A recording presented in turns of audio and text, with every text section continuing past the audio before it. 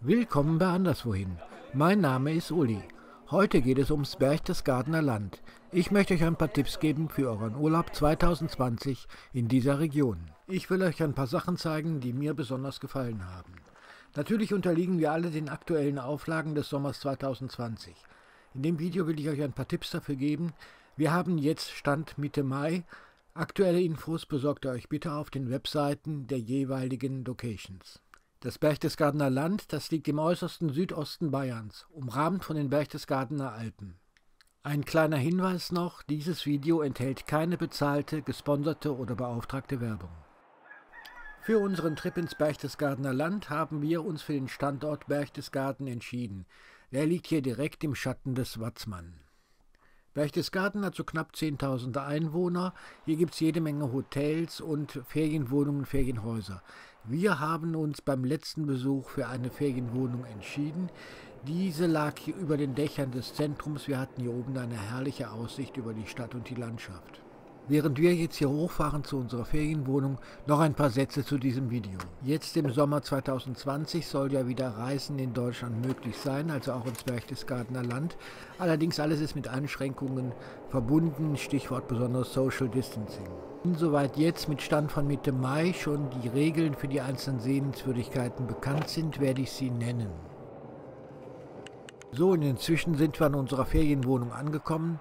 Was wir hier vom Balkon haben, ist ein herrlicher Ausblick auf den Watzmann und auf Berchtesgaden. Und das ist dann auch gleich unser erstes Ziel. Die Fußgängerzone von Berchtesgaden, die muss man unbedingt gesehen haben. Die ist nicht besonders groß, aber sie ist sehr, sehr hübsch.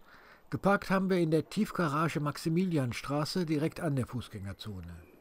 Hier gibt es nicht nur hübsche alte Häuser, sondern auch etliche Restaurants.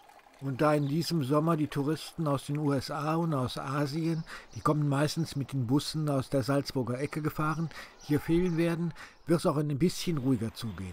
Ja, und bei dem sehr sehenswerten Berchtesgadener Salzbergwerk, da gibt es zurzeit Stand Mitte Mai noch keine genauen Hinweise darüber, wie das alles ablaufen soll. Da informiert euch bitte über die Webseite. Das hier ist übrigens sogenannte Lüftelmalerei, die stammt aus dem 17. Jahrhundert. Bis ins 12. Jahrhundert, da standen hier nur riesige Wälder. Dann zogen Augustinermönche hierher, die bauten hier ein Kloster. Die zogen Siedler an und daraus entstand Berchtesgaden. Schnell begriff man, dass man hier Salz aus dem Boden holen konnte. Das war ein wertvolles Gut. Und ein Handelsplatz entstand, ein Markt, der Markt Berchtesgaden. Die Augustiner, die machten Berchtesgaden zum Hauptort eines kleinen geistlichen Territoriums. Berchtesgaden war damit das Zentrum des kleinsten Fürstentums im Bayerischen Reichskreis. Man gehörte dem Haus Wittelsbach. 1803 endete die Herrschaft des Klosters, die Gebäude wurden zum Schloss umgebaut. Wir sind jetzt hier am Schloss, das ist eben das ehemalige Chorherrenstiftsgebäude. In dem Schloss ist heute ein Museum drin. Daneben steht die Stiftskirche St. Peter und Johannes der Täufer. Empfehlen kann man dann nur einen Besuch an der Kirchleitenkapelle, das ist außerhalb des Zentrums. Mit dem Auto etwa sind es 4 Kilometer vom Schloss aus. Wenn man zu Fuß geht, ist es 1 Kilometer den Berg hoch. Diese kleine Kapelle hier, die ist wirklich eindrucksvoll. Die ist zwar erst 10 Jahre alt, hat sich in der Zeit aber zu einem der Wahrzeichen von Berchtesgaden entwickelt. Der Fußweg hier hoch, der lohnt sich insbesondere wegen des Ausblicks auf den Watzmann und über die Dächer von Berchtesgaden. Wenn man mit dem Auto hier hochfährt, einen extra Parkplatz gibt es nicht, man muss den Wagen am Wegesrand abstellen. Und dann habe ich hier in Berchtesgaden noch etwas für die Fans von Fernsehserien. Hier wird nämlich die Serie Watzmann ermittelt gedreht. Hier gibt es nämlich das Haus, das in der Serie die Polizeistation ist, und das ist tatsächlich eine Polizeistation. Parken kann man hier auf einem großen Parkplatz am Haus der Berge. Wer es nicht kennt, Watzmann ermittelt, das ist eine deutsche Krimiserie mit Humor, die wurde 2019 in der ARD ausgestrahlt. Den Drehort kann man sich zumindest von außen mal anschauen. Über die B305 entlang der Ramsauer Ache kommen wir nach Ramsau bei Berchtesgaden. Etwa 10 Kilometer liegt es entfernt. Hier habe ich auf der Karte mal den Weg dahin eingezeichnet. Ramsau, das nennt sich auch Bergsteigerdorf, das liegt am Nationalpark Berchtesgaden. Der Ort, der zieht sich entlang der Straße. Hier gibt es die Pfarrkirche St. Sebastian und etwas weiter entfernt den Hintersee.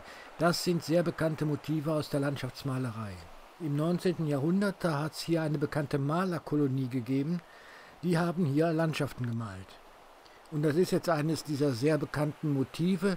Wir sehen da rechts die Kirche, im Hintergrund die Berge und davor die Brücke, die über die Berchtesgadener Ache führt. Ja, hier stehen Tafeln, da sind solche Bilder drauf abgebildet, die hier damals gemalt wurden. Sehr schön auch diese Tafel, auf der die Geschichte des Ortes erklärt wird. Wenn man mit dem Auto kommt, das Parken hier an der Kirche, das ist etwas schwieriger. Da gibt es nicht viel Parkplätze. Am besten fährt man da auf den Parkplatz von einem der Wirte, die hier ansässig sind. Und hier kann man in den altbayerischen Wirtshäusern, auch im Biergarten, richtig gut essen und trinken. Wir waren ja in einem Gasthof, der etwa um 1500 errichtet wurde. In dem Gasthof haben auch Maler der Malerkolonie gewohnt. Von hier aus führt die Straße weiter durch den sogenannten Zauberwald und dann kommt man zum Hintersee. Hier kommen am Wochenende ziemlich viele Touristen hin, dann sind die Parkplätze immer restlos voll. Man kann hier in den Gasthöfen am Ufer sehr gut essen und trinken. An diesem romantischen Bergsee mit den steil aufragenden Gipfeln dahinter, da hat sich natürlich auch die Malerkolonie mit beschäftigt. Man hat hier Bilder gemalt. Das hier sind Beispiele dieser Bilder. Man kann hier am See und in dem Zauberwald natürlich hervorragend spazieren gehen und wandern.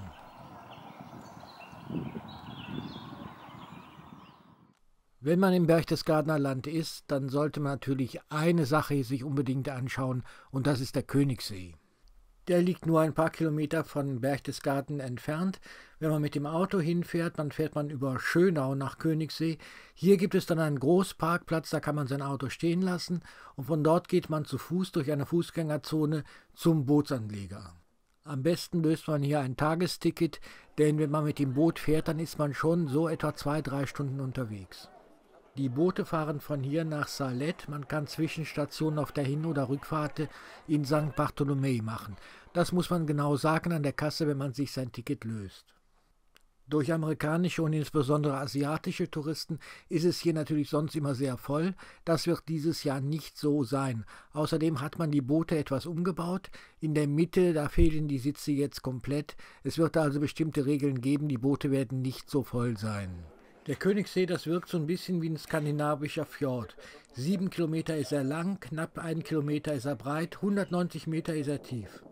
Die Boote, die gleiten über das Wasser und die Schiffsbegleiter, die erzählen Infos zum See.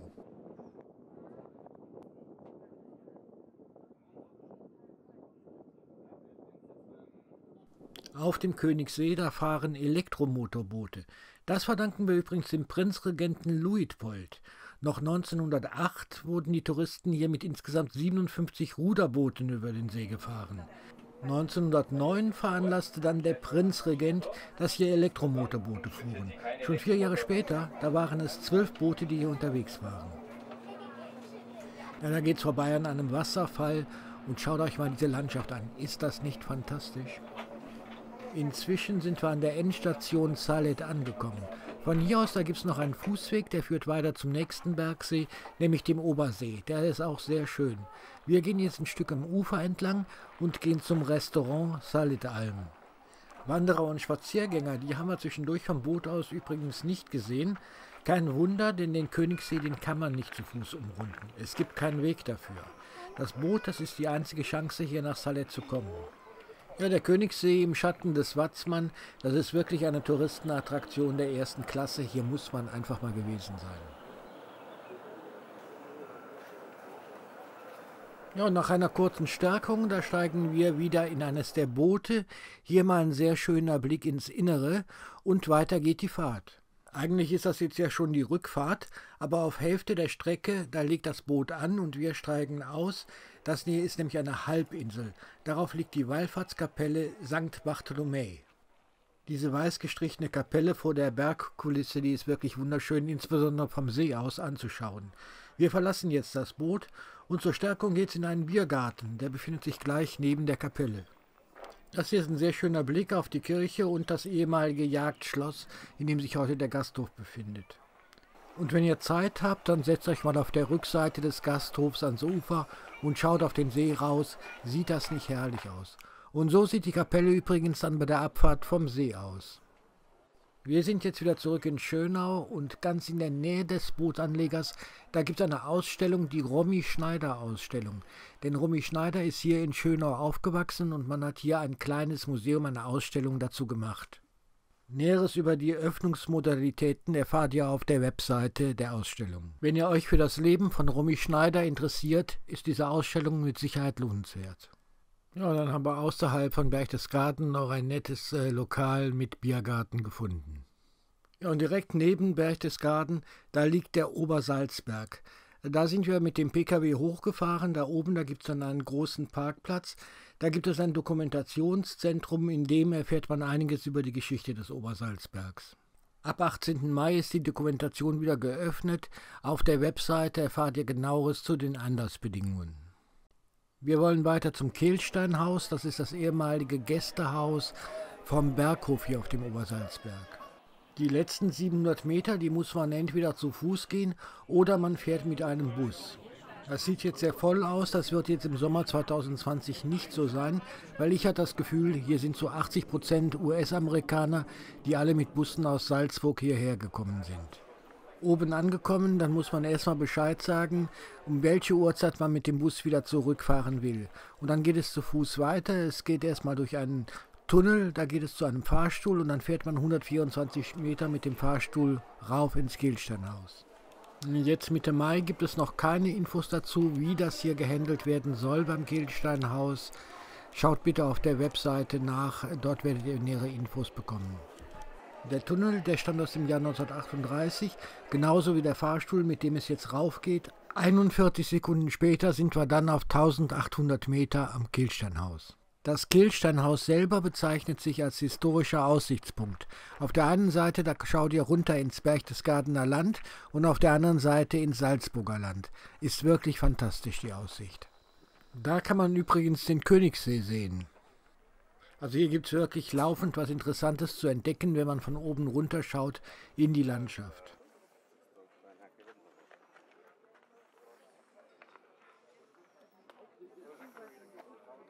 Das Kehlsteinhaus, das hat hier eine Terrasse, da kann man in die Umgebung schauen, man kann auch ein Stückchen weit wandern.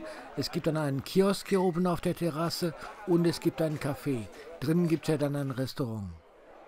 Auf der Terrasse, da stehen Sonnenschirme, die uns und die Stühle und die Tische vor der Sonne schützen, die hier wirklich brennt. Wir haben dann einen Kaffee getrunken.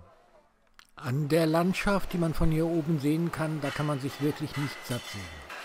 Wir sind jetzt auf der sogenannten Sonnenterrasse des Kehlsteinhauses und hier gibt es eine Ausstellung zur Geschichte des Hauses, die kann ich nur jedem mal empfehlen.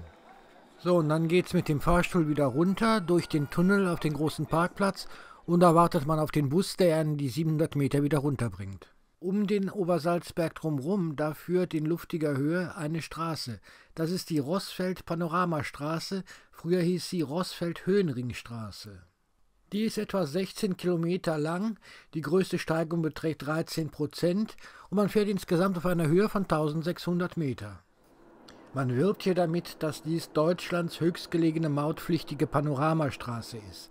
Man zahlt etwa so 8 € an der Mautstelle und dann kann man fahren. Man führt über das Rossfeld, das ist ein Ausläufer des Gölz. Ein Teil der Strecke führt übrigens durch Österreich. Es gibt einige Parkplätze, wo man halten kann und man kann hier ins Berchtesgadener Land und ins Salzburger Land schauen. Die Grenze nach Österreich ist offen und was liegt näher als ein Ausflug ins Salzburger Land und da fahren wir über einen Grenzübergang, der direkt hinter Berchtesgaden liegt. Das ist der Grenzübergang Großgemein und gleich im Ort, da liegt nämlich das Salzburger Freilichtmuseum. Das ist landschaftlich sehr schön gelegen hier, dieses Freilichtmuseum. Das Gelände ist etwa 50 Hektar groß und da kann man sich ganz gut aus dem Weg gehen. Gezeigt werden hier Bauten aus dem Bundesland Salzburg. Etwa 100 Stück sind es aus Landwirtschaft, Handwerk, Gewerbe, Industrie. Es gibt komplette Bauernhöfe, Handwerkerhäuser, ein Gasthaus, Krämerei, Brauerei, ein E-Werk, Dorfschule, ein Schmied, Mühlen, Sägewerk, Kapellen, Almhütten und so weiter.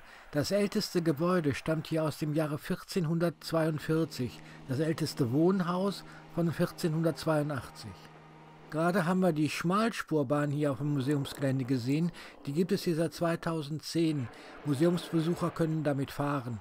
Die Bahntrasse, die ist immerhin 1,7 Kilometer lang. 3 Stationen gibt es hier und 2 Züge fahren. Gezeigt werden hier Häuser aus den Salzburger Landesteilen Flachgau, Tennengau, Pongau, Pinzgau und Lungau. Viele der Häuser, die sind innen eingerichtet, da kann man sogar reingehen und es gibt auch sehr gute Erklärungen hier auf Schildern zu den einzelnen Häusern.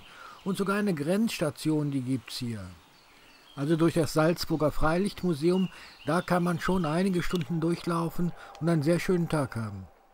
Wir fahren weiter nach Markt Schellenberg, das liegt nördlich von Berchtesgaden. Und hier zum Ortsteil Ettenberg. Das ist eine lange gewundene Straße, die dahin führt, beziehungsweise ein sehr schön langer Spazierweg dahin. Denn hier gibt es mal wieder einen Drehort zu besichtigen. Seit 2015 läuft im ZDF die Serie Lena Lorenz. In der Serie ist die Hauptfigur eine Hebamme. Die wohnt im fiktiven Ort Himmelsruh. Das ist in Wirklichkeit Berchtesgaden. Aber auch außerhalb von Berchtesgaden wird gedreht, in Ramsau am Königssee und hier in Markt Schellenberg, nämlich in Ettenberg. Hier gibt es das Gasthaus Messner-Wirt und bei Lena Lorenz ist das der Almwirt. Das hier ist die Gaststube, wo viele Szenen drin gedreht werden. Den Gasthof hier, den gibt es seit 1727. Damals bekam der Wirt vom Fürst Probst in Berchtesgaden die Erlaubnis, Bier zu brauen und auszuschenken. Ja, und das tut er bis heute. Dem Gasthaus gegenüber, da steht eine Wallfahrtskirche. Mariä Heimsuchung heißt sie. 1724 wurde sie gebaut. Allein schon wegen der barocken Ausstattung und der Deckengemälde sollte man da mal reinschauen. Also die Region um Markt Schellenberg, die eignet sich hervorragend zum Fahrradfahren und Wandern. Wir fahren von Berchtesgaden ein wenig Richtung Norden und da kommen wir nach Bad Reichenhall. Das ist die Kreisstadt des Landkreises Berchtesgadener Land. Das ist ein Kur- und Urlaubsort. Auch hier gibt es eine Saline. Über die Öffnungszeiten und Möglichkeiten, da informiert euch bitte über die Webseite. Ansonsten lohnt es sich wirklich, hier durch die Stadt zu schlendern. Hier gibt es wirklich sehr schöne Gebäudeensembles. Zum Beispiel das Ensemble Alte Saline, die obere Stadt rund um den Florianiplatz, das Ensemble Rathausplatz und auch das Kurviertel. Lohnt sich alles mal anzuschauen. So, das waren meine Tipps fürs Berchtesgadener Land. Eure aktuellen Erfahrungen und neue Hinweise zu Öffnungszeiten und Möglichkeiten könnt ihr gerne in den Kommentaren hinterlassen. In diesem Sinn, tschüss.